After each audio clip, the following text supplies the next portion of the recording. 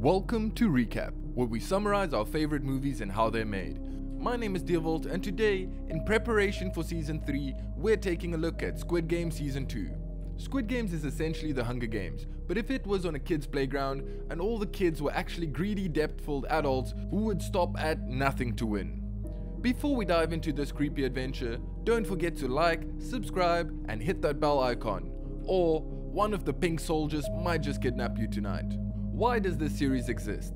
Directed and written by Wang Dong-hui, Squid Game became a massive hit with the first season airing in 2021. The premise was about a man who struggled with debt and kept on gambling. He found a way into the deadly games and survived. The first season amassed a whopping $900 million through Netflix. Crazy, right? Well, yeah, except for the fact that the creator of the show only got a small flat fee stipulated in his contract. Regardless, the series blew up, and for good reason too. Well, guess what? The show is back with the second season of The Gruesome Game. Let's take a dive into Season 2 so you can be ready for Season 3, which, might I add, is just around the corner. So sit back, grab some popcorn, and let's get into it. Episode 1, Bread and Lottery. We take a time jump 2 years after Season 1. Gi-hoon, player 456, spends 2 years hunting the recruiter, tracking him via subways and motels, but never had any luck finding him, until now. He is seen in the subway, playing dachi and slapping the daylights out of someone. Gi-hoon has 2 men follow him. He stops at a convenience store to buy scratch cards, specifically 100 of them. Yeah, I don't know why, this guy is still gambling. He then visits a bakery and purchases a whole lot of bread buns. The 2 men follow him into a park filled with homeless people. The recruiter tries to tempt the homeless with a cruel bread or scratch card choice. One person picks the bun. Nobody won anything from the scratch card. He then stomps the rest of the bread buns to a pulp. Soon they follow Gong-yu into an alleyway where he beats up the 2 men Gi-hoon hired. Gi-hoon catches up and investigates the alleyway, only to find blood and some bags and a knife belonging to one of the men. But Gong-yu, he is watching from the roof of a nearby building. Gong-yu ties up the men and says they are going to play a game. The craziest game of rock, paper, scissors and Russian roulette all mashed into one. One of the trackers dies in this unruly game and the other gives up the location of Gi-hoon. Oh, and did I mention John Ho, the rogue cop from Season 1, is still alive? Rescued by one Captain Park, every week he goes out trying to find the mysterious island that hosts the games. We pan over to Gi-hoon's hideout, which is a motel. Spoiler alert, Gong-yu found Gi-hoon. They sit down and Gong-yu pulls out a gun. He says let's play a game, Russian roulette. They keep pulling the trigger until the gun finally goes off. Thankfully, Gi-hoon survives, which paves the way for an epic Season 2. Are you still with us? Then take this opportunity to like, subscribe, and hit that bell icon. Okay, bye. Back to the video. Episode 2, Halloween Party. Jun-ho joins forces with Ji-hoon and Woo-suk, who is one of the surviving men from the rock, paper, scissors Russian roulette. He also mentions that he can get some hired guns to help with funding the front men. They look tough.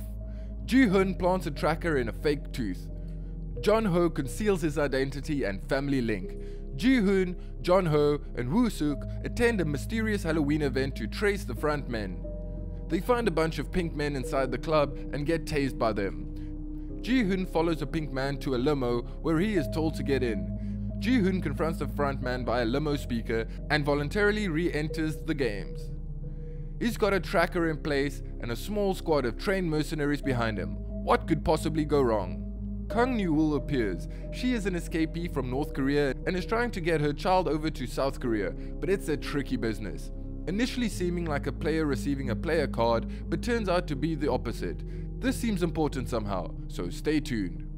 Episode 3, 001. Ji-hoon wakes up among 456 other players. A new twist. Players may vote to stop the games entirely. They can then split the money and go home alive. Ji-hoon also finds his friend from back home, and he too fell on hard times. That's why he's in the games. Naturally, the first game is red light, green light. Ji-hoon notices his tracker is gone and pretty much says, "I'm so fucked." All is going pretty well. Ji-hoon gives everyone instructions on how to survive the game, then a bee lands on an absolute hottie and gets taken out. Just like that, we have our first kill. Then panic ensues, and just like the first season, an absolute slaughter takes place. Thanos, player 230, pops pills like a mad lad and ruthlessly pushes other players to their death. Pretty much a dick move in any instance. Ji-hoon's guidance helps many people survive. Soon they finish the first game and head back to the main living quarters. Everyone looks like they've lost all hope. Later we see all the money drop from the eliminated players into a large piggy bank attached to the ceiling. This gets the people riled up. Ji-hoon mentions that everyone is allowed to take a vote to stay or go home. Soon voting takes place. Wanting to go home gives you a red X and wanting to stay gives you a blue O. While voting takes place, Ji-hoon tries to convince the people to leave, but arguing ensues. He then says he was the sole survivor from the games 3 years ago and that everyone in the room is going to die. No one believes him. Some say he knows the next game and he can help them through it. This is enough to convince more people to stay. After voting, the last person to vote is number 1. He is the deciding factor that will let everyone stay or return home. But unlike the first season, he votes to stay. Episode 4, 6 Legs. Player 001 initiates a fabricated camaraderie with Ji-hoon and Jung-bae. For whatever reason, I don't know, deception maybe. Or maybe to prove a point. The 2 winners came back to the game. Ji-hoon has no idea who he is, but still gladly brings him along.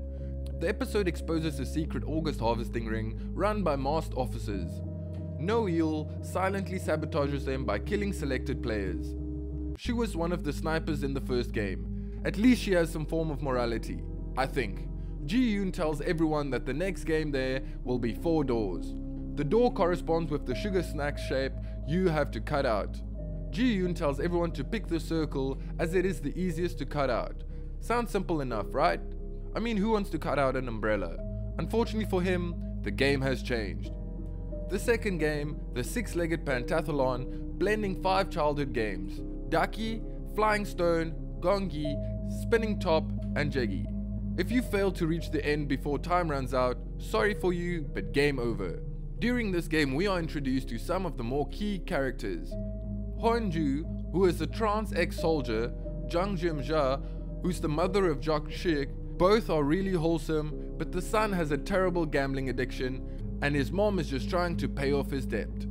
Episode 5, One More Game. Jong-hoo inspires everyone during the game, allowing them to win and go through to the next game. After we get a small compilation of everyone winning and failing, it was a bit gruesome, but that's what we do here. Ji-hoon's team got through by the skin of their teeth, thanks to the front main guy losing every brain cell with the spinning top. The team's happy that they survived, and they start growing a lot closer to each other. We see Kang Nual get targeted by the other guards, specifically the organ traders. She keeps executing the other players that guards are keeping alive, specifically to harvest their organs before cremating the bodies. Only this time, they've had enough, and will kill her the next time she does it. A vote is held, but the majority choose to continue the game even though 001 urged them to quit. And he was the one who wanted the game to continue. Crazy, right? Is it just me or is this guy acting like a human being? We cut to Jeon-ho, Woo-suk, and the team ramping up the search area. They are pretty bad at this, but to be fair, there are tons of islands, so pinpointing the right one is finding a needle in a haystack. The next game is Mingle instead of Marbles. Mingles is a deadly numbers-based carousel game. Players are grouped by forced selection, and those left out die instantly. Thank God this isn't gym class. This Mingle game is actually pretty insane, to be honest. I mean, the game itself looks great to play with your friends, but getting gunned down by an MP5 isn't really on my bucket list. As the rounds go on, the group of people allowed in each room start decreasing. Brutal. Hopefully you are the popular one in this group. While voting is taking place, again, we pan over to the search team. They stumble across a metal latch. What's inside? Who knows? Let's find out. And boom. Yep, honestly, I'm not surprised at this point. The voting ends in a tie. Unfortunately, the next vote will be conducted the next day to allow some proper decision making. But I don't think that's how it will go down. We pan back over to the search team. Out of the 2 people who opened the latch, one died and the other one is pretty badly injured, but he wants to press on like a champ. What a goat. Back at the game, everyone takes their lunch. It looks like sushi, but I'm a little confused why they gave them forks. Ji-hoon looks at the fork in shock and knows exactly what's going on here, and I think I do too. An argument breaks out in the bathroom between the X's and O's. Thanos, player 230, is about to strangle someone to death, but then gets stabbed in the throat by a fork. Yep, I knew those forks were there for a reason. Things are only going to get more intense. Episode 7, Friendship and Blood. The fight carries on and turns into a bloodbath. Eventually the loudspeakers come on, broadcasting the players who didn't make it. This brought a bunch of confusion to those who were oblivious to the fight. We pan over back to the boat. The drone pilot wakes up because he is seasick. Gross. He catches the captain tampering with the drone. Uh-oh, I didn't see this one coming. The captain ends the drone pilot's life and throws him overboard. Well, I guess we know why they can't find the island now. Makes sense. The X's do a head count and realize they will win the vote because they lost 2 players and the O's lost 3. So as long as no one defects or is eliminated, they win. Lights out is in 30 minutes. Uh-oh, if it's anything like season 1, we know where this is going. Ji-hoon tells everyone that the O's will attack in the night, but he also wants to stage a revolt against the games, so he devises a plan. He waits for the fight to start. The lights go out and a second massacre ensues. When the lights come back on, Ji-hoon and many people helping him pretend to be dead on the floor. When the guards scan the bodies to confirm their elimination, the gang disarm them and eliminate the guards with their own weapons. He asks if anyone wants to join him in eliminating the games. They need to round up all the guns and ammo and follow him. A real hero if you ask me. They walk up those same colored hallways where they encounter an ambush. They capture a guard and he tells them where to go, right before he gets shot. Ji-hoon leads a few others further while some stay behind to cover them.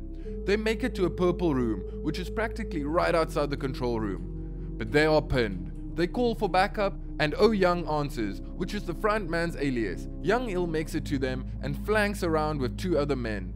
Right as they are about to fire from the flank, Young Il shoots and betrays the 2 men.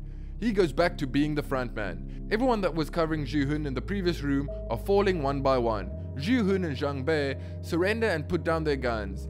The front man comes down the stairs and tells Ji-hoon that their actions have consequences and takes out Zhang Bei, his best friend.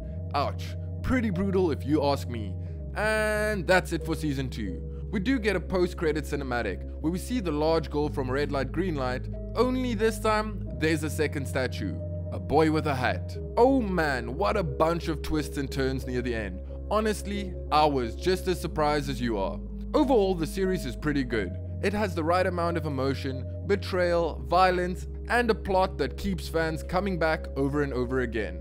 Be sure to check out season 3, coming out on Friday, June 27th. Did you enjoy this recap of Squid Game season 2? What did you think about it? Let us know in the comments below.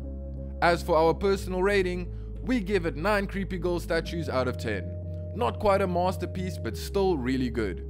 If you enjoyed this recap, remember to like, subscribe, and face punch that bell button. That way, you won't miss any upcoming recaps. If you don't, the men in pink suits might come kidnap you in the middle of the night. Anyway, as always, I'm Devolt, and this has been Recap.